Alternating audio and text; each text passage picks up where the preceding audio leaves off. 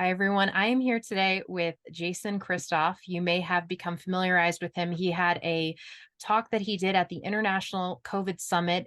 It was at the EU Parliament in Brussels, Belgium, that went absolutely viral. It was called Media Over Medicine. Was our COVID response based on clinical virology or behavioral psychology? I've been following his work for some time now and am really excited to introduce you to him today. Thank you for being with us today, Jason. Stephanie, thanks for having me. Always a pleasure. Nice to catch up. Yeah, thank you. So, you did this just incredible presentation that I'd like to start with. People can connect to your website in order to see some of these videos that we're going to be talking about today. Can you give them the website that they can go to? Well, they can go to my personal website, jchristoff.com. They can also find me on YouTube for all the videos, including the European Parliament talk. Jason Christoff, it's Christ with an OFF on the end. And they can see that talk. I was forced by the organizers to put 10 years of research into 10 minutes. So for people that have short attention spans and want to get to the point, it's a very good explanation of how the media did coerce the public purposely in collusion with the government during the COVID psychological operation. And everything was sort of laid bare in that presentation. And at the end of the presentation, many of the parliament members came up to me and let me know that there's a lot of clarity given, and now they know how this attack was sort of orchestrated and why people walked off a cliff, and they really learned about the power of mind control and how people can be mind controlled to do absolutely anything, and have been throughout history. It's not just new. It's an old form of magic. Many people are aware that we saw a lot of people doing very illogical, irrational things during COVID. And you in this presentation really laid bare the mechanisms by which this was mass induced. And they challenged you to do it in 10 minutes, and they challenged you to only do scientifically verified, backed content. And so that was really rich. And it talks about how you can get people to even go against their own instincts for survival. And you just laid it all out. It was incredible. Yeah, I thought it was at the end, I didn't know how powerful it would be, but I wanted to give a good impression for the group. But I was more there to educate and try and save humanity, because this group who has organized, say, the COVID psychological operation, they unfortunately have been doing similar operations since the day we were born. And if you trace them back, like these, I know this phrase is overused, secret societies. This group this is what they do. This is their job. They are mind control experts. They have self-declared themselves kings and queens and leaders over time, and use these tried and true methods of mind control. It's kind of a 1-2 punch. There's mind control techniques that work on X amount of people, but if you pollute the population, you get greater percentiles of compliance to the mind control. So their 1-2 punch is standard mind control techniques, but also to heavily poison and intoxify the population through what looks like invisible modalities in order to increase the compliance. Basically, everything from Teflon pans to microwave food to the birth control pill to Tylenol to Advil. These are all the handiwork of this group, because in mind control research, it didn't matter what poison was used, you did increase the compliance of the regular population if they're intoxicated. I remember one of the first things you said that really sent me down the rabbit hole of your research. And by the way, everyone, Jason is he is a coercion and mind control researcher of the highest caliber. And so he studies what gets the social herd running in one direction or another. And I tend to be temperate about applying animal studies to humans because I don't have an evolutionary worldview. But you had made the statement that when a wolf is weak, and he knows that he's vulnerable, or an animal is weak, they tend to have a higher instinct of staying with the herd because they know they couldn't make it on their own. And that people who are performing these social experiments, that they have basically learned that it is easier to rule people who are dysfunctional, diseased, and disorientated. Yeah, the weaker, if they're not connected, if humans aren't connected in their family or their social group, there's a level of weakness, but it's internal. And they're very good at these tricks. So let's take that one situation where it is easier to control and train all animals when they're outside their social connections. So if someone were to look up right now, there's a book by Dr. Joost Meerloo, and I know it's an odd name. We can link it Joost is, below. yeah, Joost. You could definitely link it. It's free. You can get it on the internet. He will always say it's easier to train an animal in isolation because the social bonds are broken and there's no distractions. So you can get them to focus a lot easier. And Dr. Joost Meerloo, in his book, he's a mind control expert, and he studied the prisoners of war in Korea. And basically, they found out in many research experiments that if you can break that social bond between a human and their social group, there's a weakening of that human. But if I would look at you physically, I can't physically observe it, but it's internal to you. It's sort of etheric, which means electric. So what happens, say, in one very small facet of the COVID operation is that that technology that was talked about by Dr. Joost Meerloo of breaking the social bonds, which weakens a human, puts them in more fear, because now they have to deal with life, whatever life is at the moment. They have to deal with it as an individual. So this is why they sent us home during COVID, so that all our social bonds at work and all our social bonds on the sports team or at the hockey rink or on the baseball field, they were all broken and leaving us weaker on the inside. You can also link Kathy O'Brien's documentary, and she is she was an MK. Just keep giving me homework. Yeah, MK Now, mind control victim. She'll always talk about the great weakening that they do to people who they want to comply. So mind control isn't about a zombie-like state, because when you talk to the average person, if you tell them someone's under mind control, they picture the people's eyes spinning with the rotating black and white spirals, and their hands are out straight like a zombie. They're drooling and they're incoherent. Mind control is like the opposite of that. You look like yourself, you talk like yourself, but you agree to things that you shouldn't be agreeing to. You give your yes when you should be giving your no. And although you look the same, you're afraid. And that's why you're complying. And that fear makes you weak on the inside. So most things in mind control have to do with weakening the victim first on all these micro facet levels where the person doesn't understand they're being weakened. If I poison your food supply, let's say I spray pesticides on your food, your body's energy reserves have to be directed toward dealing with the poison, which means less energy to deal with a defensive posture if you're attacked. Therefore, your body's smart enough to know you are weaker. Make sure you comply if any sort of tyrannical pressure comes your way. So the basis of mind control is weakening the people over time, stealing their money through taxation to the point where they're nervous all the time. Am I going to have enough to make the payments? So there's financial weakening, there's chemical weakening, spiritual weakening, there's intellectual weakening. They're going to send you to school and basically they're not going to teach you how to survive out in God's realm. How many kids are taught how to grow food, how to dig a well, how to sustain your own life outside the control grid?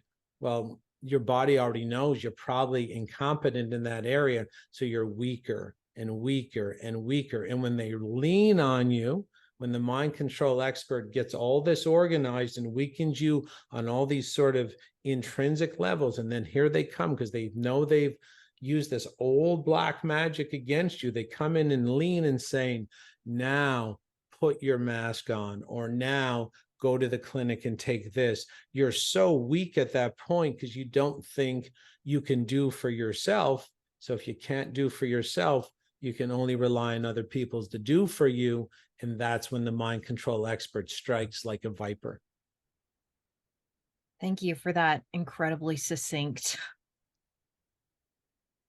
rundown. I'm aware within my own system that I think part of where a lot of my weaknesses come from is overextension and not proper rest and rehabilitation. And I have been thinking, I don't want to be operating at max capacity all the time. As I've been in this movement, I have totally changed my health permanently, the way that I eat. I eat like probably 70% less food than I did before. And then just constantly detoxifying and all of that stuff is really important. But thank you for talking about these microaggressions and these micro weaknesses that kind of stack up to, and I think everybody felt this at just, I mean, check in, if you're watching this, check in with yourself at a visceral level. Do you feel depleted? Do you feel overwhelmed and kind of, yeah, I don't know what word to say other than depleted. Just this feeling of like, I don't have it in me to mount a defense to this attack. One thing I do want to clarify, because this is a nuance in your work is very nuanced and it's very data backed. So one thing I want to highlight people's attention to is that Jason does talk about how you can change people's belief and their behavior and actually have conformist group compliance without the group physically being present. So if you picked up on the fact that he's highlighting how people are best trained in isolation, but we're also talking about steering the group in the right direction. And if that seems like a dichotomy to you, research does show that people can be a part of groupthink without actually the group being present. Can you speak to that a little bit? Yeah, well, we're all defensive-based creatures, and we do have a subconscious defense system that's always looking for what the bigger herd is saying, thinking, or doing. And our subconscious mind gives us sort of a magnetic attraction to that bigger group. And the average person might ask, well, how does the subconscious identify who the bigger group is, or what they're saying, or what they're doing? Well, the subconscious mind, outside your conscious awareness, is always looking for what's repetitive, because it's pretty simple. If it's repetitive, it's probably because more people are involved. So that's why they send us home, because they know that repetition is what really drives our beliefs, or what really drives our behavior. It's been shown that what people believe is truthful is simply what the most repetitive content in their environment is. So they brought us into the house to train us like horses. If you ever train a horse, it's best to train them out by themselves in the corral than in the barn. Or if you train dogs, you want to train them in isolation as well. They put us in isolation knowing that the most important part of mind control is controlling the repetitive content without any counterbalance. Mm-hmm. Because if you were out at the gym, that's why they closed the gyms down, because if you would hear some repetitive content on the news, but then you went to get the real physical tribe, they might have a counter narrative to say, I don't think this is right. It doesn't make any sense. And then the repetition of the physical tribe starts to have sort of a war with the repetition of the media. That's why they said the gyms were closed. Don't leave your house. You don't have to go to work. We'll pay you to stay at home. They paid the people to stay at home to watch TV. Because the TV, they had bought all the media companies beforehand for the 50 years beforehand. This is a very old con job, and the foundation of the con job, if you really want to see that this is 40, 30, or even 60 years old, you can go to a documentary called Cult of the Medics. Right to their website, there's a 9-chapter documentary will explain how old this group is. They organized the governmental system to pay people to stay at home so they could be trained in isolation, so the repetitive content of the media could be in lockstep. the repetition of that particular content would register as truth inside the subconscious mind pathway. And the subconscious does this as a loving defensive mechanism of us, because it just wants us to bond with the bigger herd. There's safety in numbers. So in this defensive mechanism called the subconscious mind pathway that counts for repetitive content, it's similar to a female's menstrual cycle, a wound healing, the hair growing, your eyes blinking. If something, a piece of sawdust comes in, your eye closes before you even have to think about it. And there's a whole area of automatic defense mechanisms in the body. And if you put the whole body together, it's all defensive. And it's all like in this loving care of you. It's automatic. It's running at all time. It's like a malware program on your computer. It's like you don't have to worry. It's always running in the background. The people who rule us know that. That's why the media really walked lockstep and said everything together, 6 feet to stand apart, the new normal. And this part of the brain just lovingly writes down the most repetitive content, organizes the download, and then makes you bond with that most repetitive content. And it's all outside your conscious awareness. I'll give you 3 examples. There's a movie in 2001 called Gone in 60 Seconds. It was a movie about car theft with Angelina Jolie and Nicolas Cage.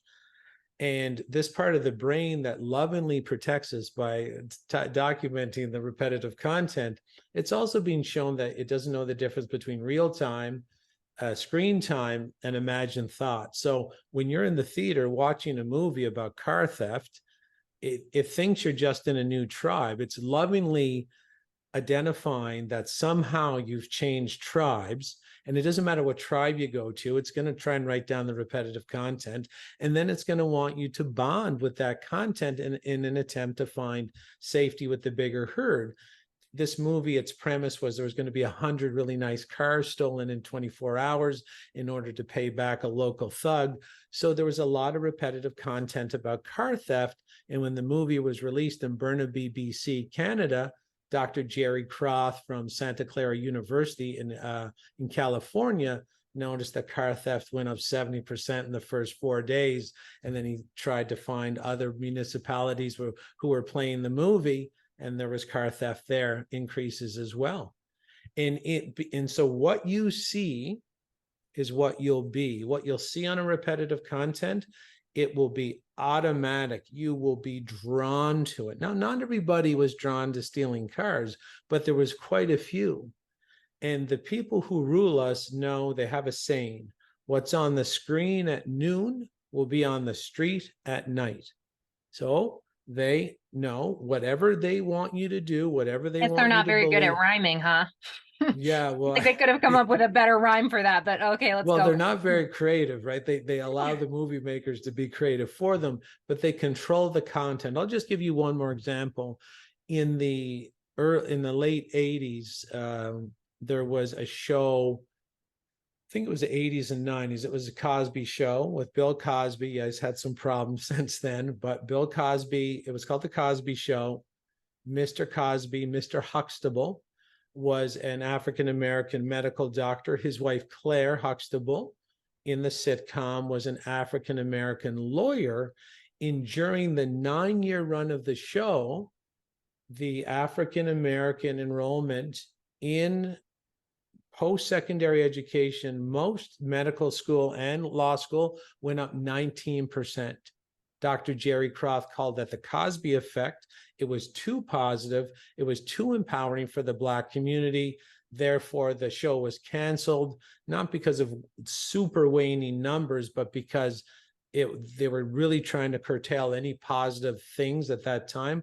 That was repetitive. And then the decline that was rapid after was also purposely manufactured and purposely engineered. Dr. Jerry Croth called that the Lil Wayne effect, because the Black community was drowned in negative content, therefore decimating the Black community on some levels, because The screens are not there to do what people think. The screens are documented military weapons, proven to put people in alpha brainwave state, which is the brainwave state of hypnosis and induction. And it means you're hyper suggestible. And the average person thinks they're there to entertain when they're there to entrain.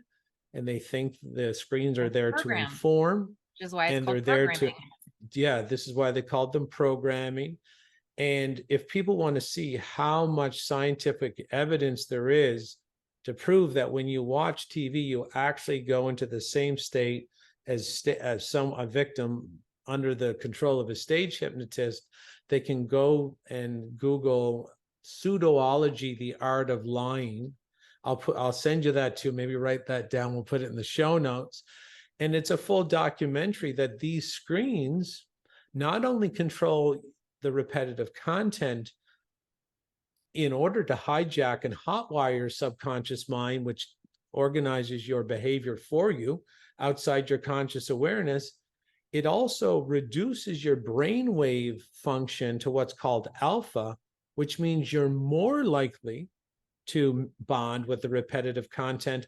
And then even worse than that, if you go watch these movies, it's been shown in all mind control research that if you're poisoned or toxic, you're more likely to comply. And this is why they give you the M&Ms and all the junk food and all the chemicals.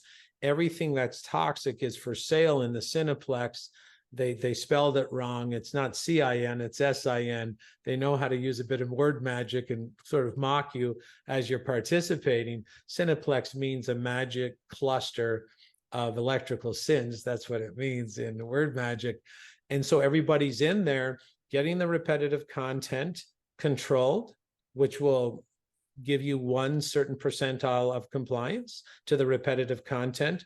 They have you staring at a screen, which is proven to put you into hypnosis, which makes you more compliant, and they intoxify you before you watch, which makes you even more compliant. It's and people associate this with almost their First Amendment right in North America, that it's their First Amendment right to have fun and have pleasure and enjoy themselves. And the American dream used to be working hard and getting a reward. Now everybody just wants to have fun, get sedated and tranquilized and entertained. It's really gone 180 degrees in the wrong direction. We have an inverted society, and that's why we're getting inverted results. Thank you for that. I want to make sure that we save some time for how we can help disconnect ourselves from these mechanisms of control. But first, I want to take the opportunity just to edify parents. As a mother of 5, and I have a special needs child, I know it can be tempting if you feel like the evening is starting to go sideways to tell your kids to go and put the screen on. And I have noticed within myself, I don't want my kids growing up and thinking I'm starting to be dysregulated, I have a problem, and mom doesn't want to deal with it. So my patterning now is that I'm going to go co-regulate with the screen, and I'll feel better if I go and I put a program on. I don't know what it is that my parents did right with me, or if I just made different choices in life, but I would say I've watched less than I watch maybe 1 or 2 movies a year. So I've seen less movies in the last 20 years than most people watch in, like a very short period of time. And I just want to encourage parents to not use screens as a behavior modification, like save, feature or tool for their kids. Cause a lot of people will they will use the television to co-regulate and to just turn that on after a long, hard day, or that's what they use to unwind. And helping your kids, you can easily say to a child, you know what, why don't you go just relax in the bath for a bit? Like, I can see that you're getting kind of tired, and let's go ahead and turn the lights off and wind down. It's very easy to replace that screen with other things while the children is young. And that's something that will pay off dividends for your children. So I have been working on my fear response, and you had talked about all of these ways that our protective subconscious minds are easy to hack when we see these repetitive symbols. This is happening subconsciously. It's our subconscious pathways are processing billions of pieces of information. And then we are bonding with the most repetitive content so that we can be adaptive in our environment. One of my favorite quotes by Mark Passio is he says, "Fear is for other people." And I'm trying to figure out in myself how to lessen my own fear. And I know from Jordan Peterson, he says that, this whole notion of like safe spaces, he said, if you were to line up 100 competent psychologists and tell them, how does someone get over a neurosis of like, I'm afraid of elevators? Well, first you show them a picture of an elevator. And then you go and you stand near an elevator, you know what I mean? And you regulate their response, right? It's like graduated exposure to the thing that's making you afraid. And so in my life, I've been trying to, when I have that instinctual fear response, I've been trying to, get a little bit closer to spiders or make myself look at the spider. I'm not to a point where I've picked up a spider, but I've been trying to expose myself to things that I'm afraid of. During the course of running the Health Freedom Summit, I was sued by the director of governance at Harvard University. And, there was a knock on the door and then I was served these papers. And he's like one of the best lawyers in the country, you know what I mean? So just the stress around that. And then I had another knock on the door and it was CPS. My neighbor had reported that I wasn't compliant with my vaccine schedule for my children. And so they were there to investigate. And I had a lot of kids, we lived in LA and we're just very, very poor. So they have the freedom of, the acts are always the opposite of what they are. So this was like the Equality in Housing something act, but what it really meant is that they had limited by law how many people were allowed in an apartment. So I was afraid that my kids were going to get taken just because I think at that point I had like 4 kids in a 1 bedroom. Like we were really poor. And so I just kind of became afraid anytime there was a knock at the door, this fear of losing my kids or this fear that I was, being sued. I got served this paperwork. Every time the door rang, it was like I would just have this subconscious panic response. Now, this is very unfortunate because I am in, incredible relationship with about 20 kids in my neighborhood. So my doorbell rings all day long. And still, every time it rings, I just would have this stress response. And so do you have any practical suggestion for how people can reduce the amount of fear that's in their systems and how we can take, whether someone has just a pronounced history of, maybe this gets a little bit out of your, well, I know you're very solution oriented. So yeah, what do you say to people to help them to be less afraid so that they can be more resistant to mind control, more stable and strong within themselves mentally and physically, and more able to withstand the onslaught of what's to come? Well, I've invented an entire program around that around that subject. But first thing you have to Wait, understand is that, seriously? yeah, it launches September 30th. It's called The Power in You. If anybody, I'll give you the link for that one too, because it's a 10-week course on, it doesn't matter if they kick down the door, knock on the door, phone you, arrest you. There's certain things you have to do in order to maximize your force field from that evil force. That's what you have to do. And the first thing you have to do is you got to rebuild the internal strength. And it's like the selves, and that's selves with an S: self-confidence, self-respect, self-esteem. These are things the government, who are these ancient ruling families, know how to take out of you, like gutting a fish on a wharf. They really know to extract that from you. It means you're more prone to their mind control. The government is sending people around absolutely to knock on doors and push you around, to weaken you energetically, to weaken you etherically. First thing you have to understand is that the government has promoted and celebrated and used mind control repetition technology to make people embrace the poisons that make them feel afraid all the time when there's nothing to be afraid of. Their number one fear-based chemical molecule is caffeine. They'll put it in everything: the tea, the coffee, the pre-workouts, the energy drinks. There's 2,000 medications with caffeine.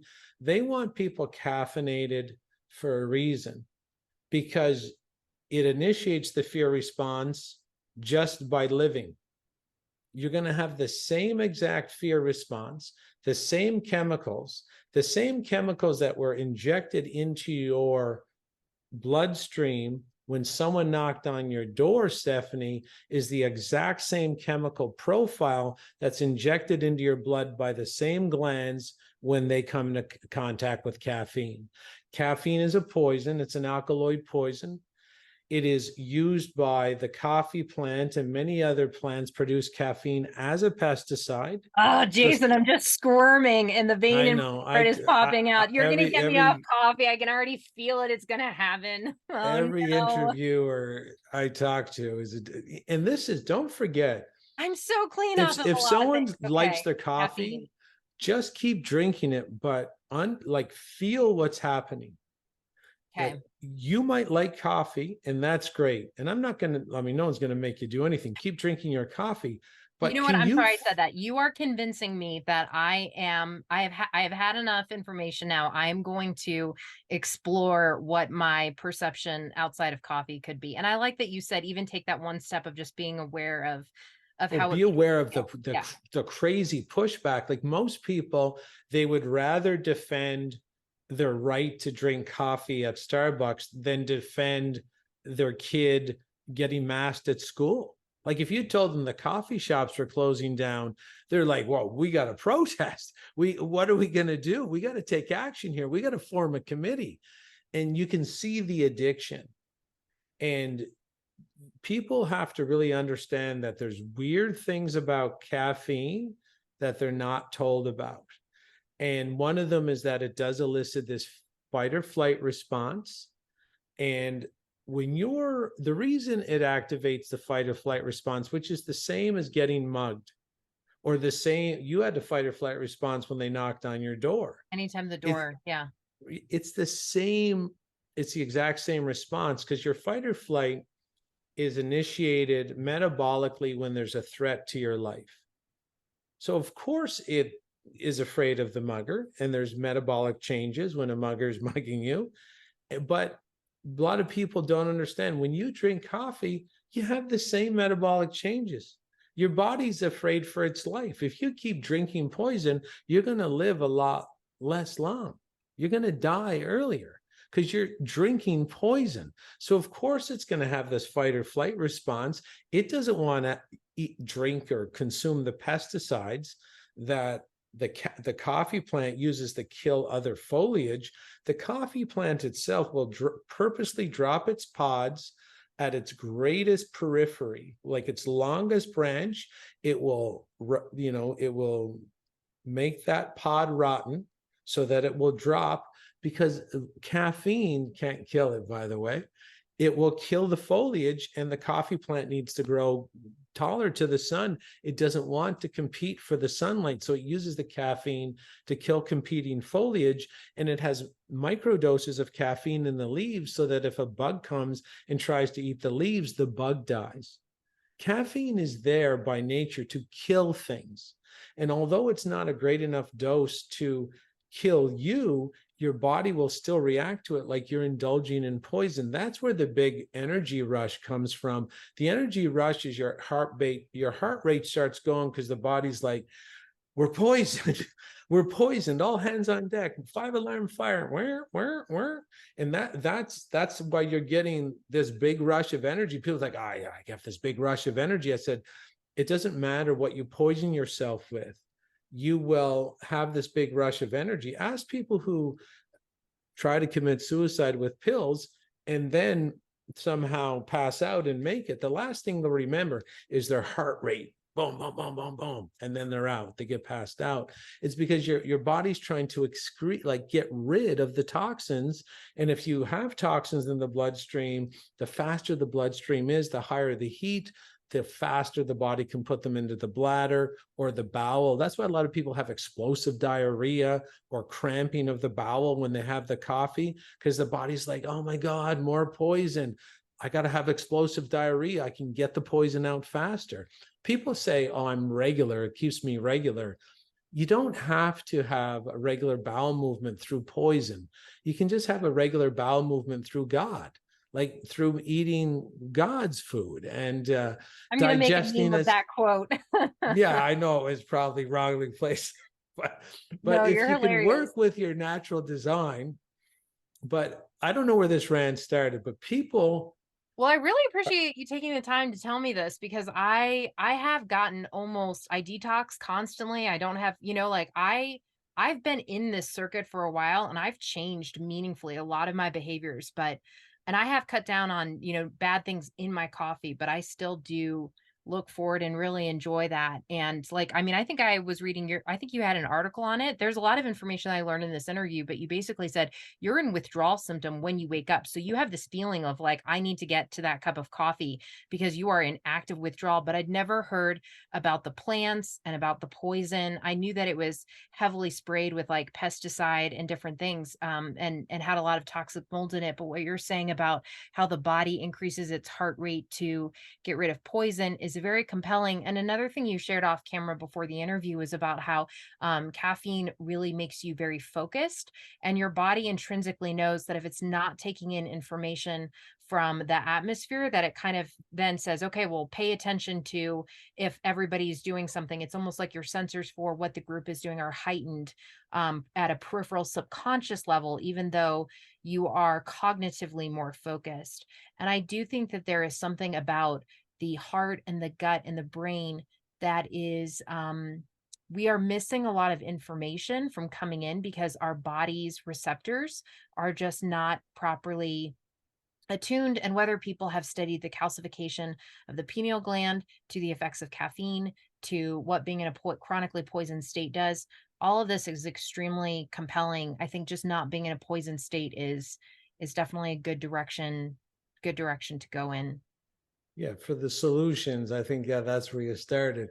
So, yeah, if you want to become better and more strong so that you're not compliant, obviously less pollution is good. Yeah. And if someone went to organic coffee or cleaner water, I mean, even in the takeout coffee cup at most coffee shops, it is lined with We're getting toxic microplastics. Yeah. BPA and phytoestrogens. Yeah, like a plastic that has an affinity for estrogen receptors in the human body. So you just try to do some baby steps away, but you also have to understand we do live in a point in time where you don't have the runway to do a lot of baby steps because the encroachment, the mind control experts have set their trap. They're leaning in on people. And for you to push back and use your no when they're hoping you use your yes, you do have to be strong. So you really got to pull your crap together very quickly. And no, you really don't have 10 years at this point to Right. quit TV or caffeine or alcohol. You got Yeah. to get strong really fast, or you're going to find yourself in a 15-minute city eating barbecue crickets. And that unfortunately is the truth. Yeah, so I just want to share something that you shared at this incredible presentation that you did, Media Over Medicine, because you talked about a confused mind being able to be manipulated. So the fact that there was this perpetual state of confusion with contradictory messages, no masks are necessary, then one mask, then two masks, then no mask, then mask packs on. Masks don't matter. You only have to wear a mask if you've been vaccinated. The viruses have a pocket watch for curfews. It doesn't affect you at 9:15, but it does at 10. At restaurants, only if you are standing do they affect you, not if you're sitting. We don't know what to do about people in wheelchairs, but just this absurd information that's absurd on its face. And in order not to say anything, honestly, what needs to be broken down in you is self-respect.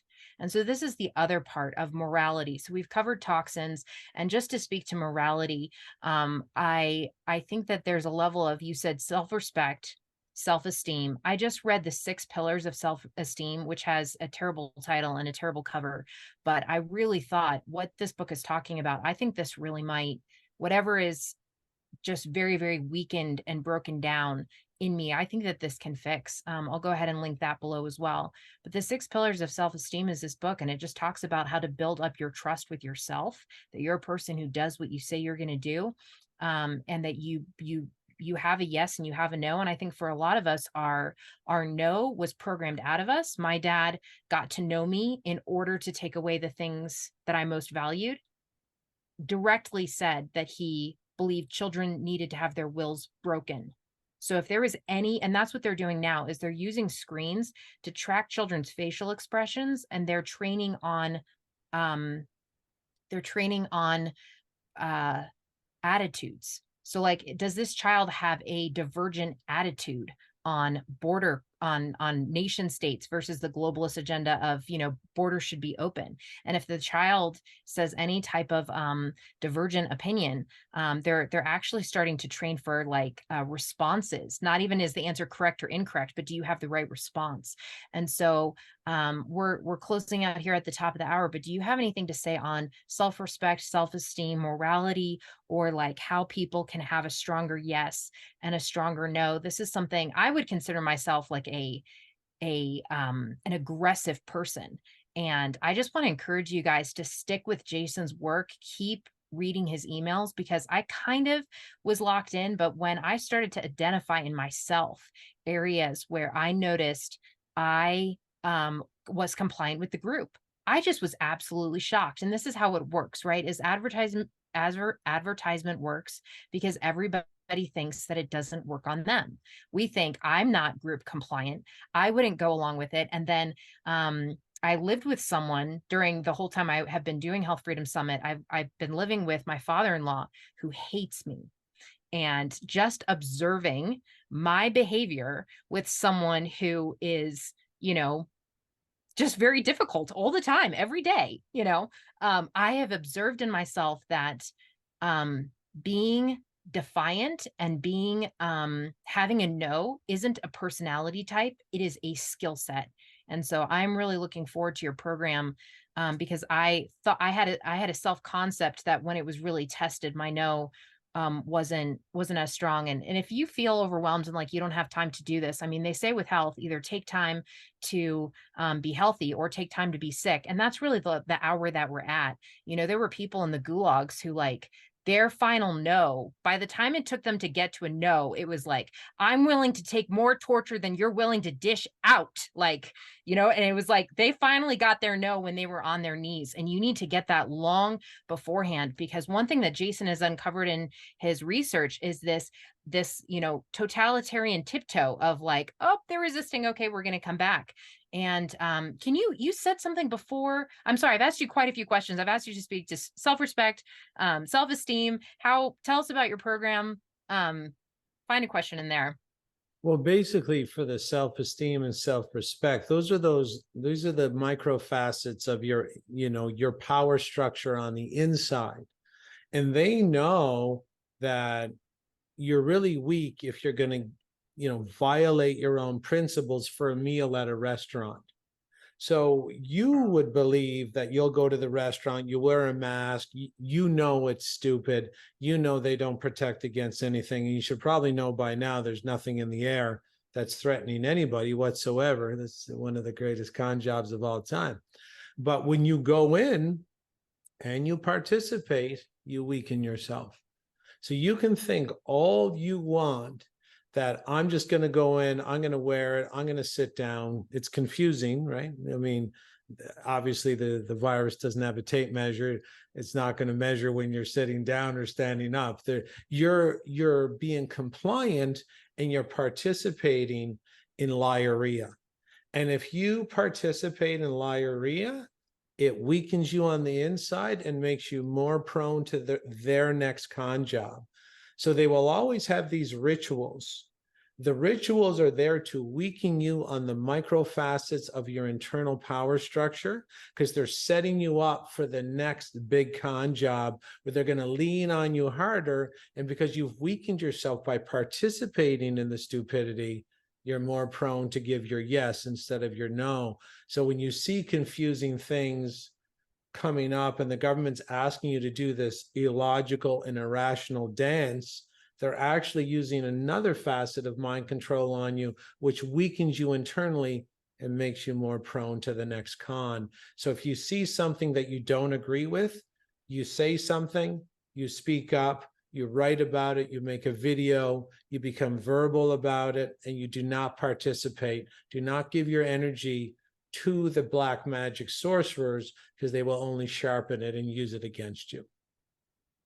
Thank you for sharing that. You had said before that that to overcome this, that you might have to say no 5, 6, 7, 8, 9 times, 10 times. Can you explain a little bit about how that psychological process works, or just any encouragement for people about how we should behave? I mean, you just spoke to things very directly, that if you're being asked to do something ridiculous, become vocal in opposition.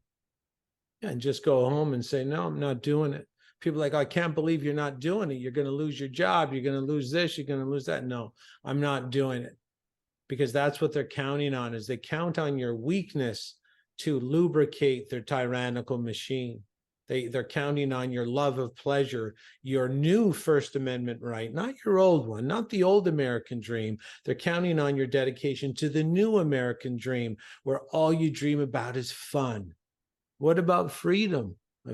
Freedom isn't free. You have to stay vigilant, and you have to participate in the maintenance of freedom. It is not free.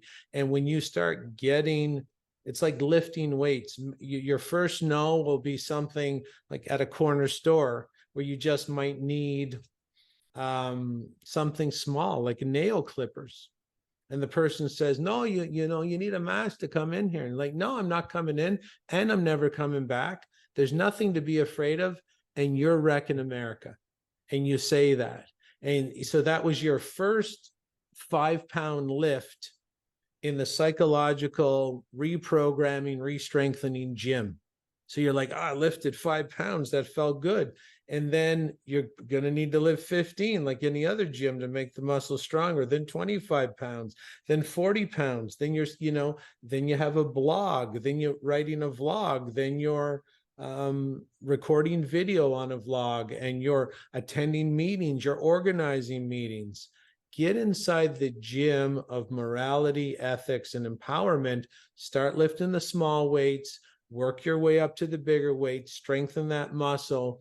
Practice makes perfect, and it's about progress. It's never about perfection, really. So just start where you are, use what you have, do what you can, but stop complying with evil, because when this comes down to it, it's evil versus good, and they're trying to make you participate in evil activities so that you become a card-carrying member of Satan, and then all of a sudden you've lost yourself because you never knew how to use your yes and no properly. You've walked down such a dark path, you're going to realize one day you are the devil, you are the enemy, it's you to blame and no one else. You never want to get there, because if we walk anymore down this dark path, people will not like what it takes to pull out. I don't have anything to add to that. That was very well said. I learned a lot in this interview. I am really looking forward to its empowerment It's sessions that called The you're doing. Power in You, and Empowering you. it's everything I know and everything I've never said to the public in regards to the group we're dealing with. And not just about, we should never be afraid of them because they have these weaknesses, but you have to be strong in order to give your no. And once everybody gets empowered in that way, they can't operate. They operate on our yeses. So if we give their no, they have no fuel. I love it. Well, everyone, I'm going to be in the group. Please join us. That sounds awesome. I'm really looking forward to it. Thank you so much for your time today. But I mean, all of that hundreds of hours of study that you've done, Jason, you're an example for what people can become, and the journey, I think, of this process of becoming strong and having a no is something that ultimately benefits your life. We need to be teaching this to your children, and who you become is the greatest prize along the way. So thank you Thank for you, your Stephanie. patience and your example. Always appreciate my time with you. Always a pleasure. Thanks for having me.